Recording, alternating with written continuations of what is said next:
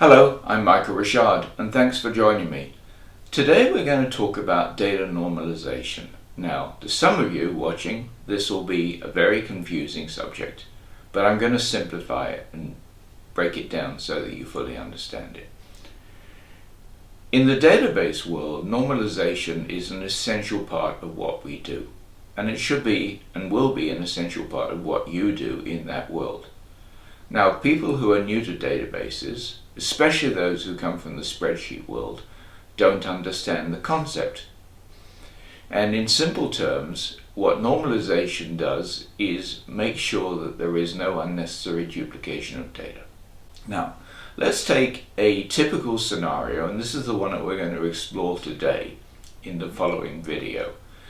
You have a table of customers, and in that table of customers you have a field or a column for company name, and then you have a field or columns for the person's name.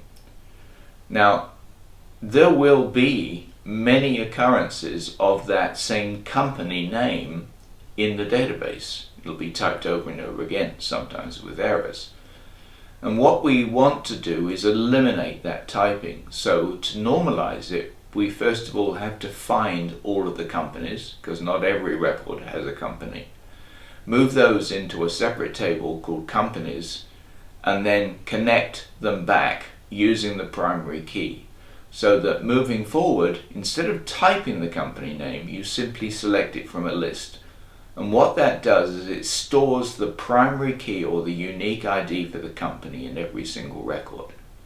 Now, because this is a unique ID and it's never seen by the user and certainly can't be changed, if you happen to need to change the company name due to a misspelling or it's changed it, you can change it and not invalidate any of the data that is connected due to the normalization. So we're going to go through this step by step. It's not difficult, it really isn't. You just have to understand the concept and get your head around it. But it's a very interesting subject, and I think you'll enjoy it.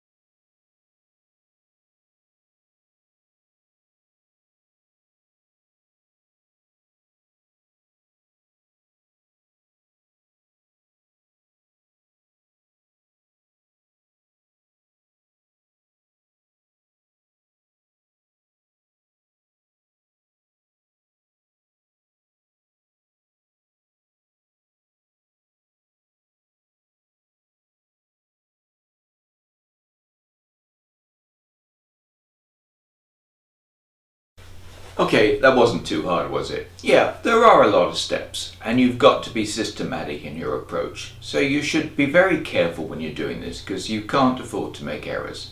But if you step through it step by step, as I've outlined, and you take your time, and you don't do it when you're tired, because that's a fatal mistake that you can easily make, you will end up with normalized data. Now, this principle that we've outlined here is the same for every single set of data that needs to be normalized, and we'll be making more videos about more complex scenarios. Thanks for watching. Bye bye.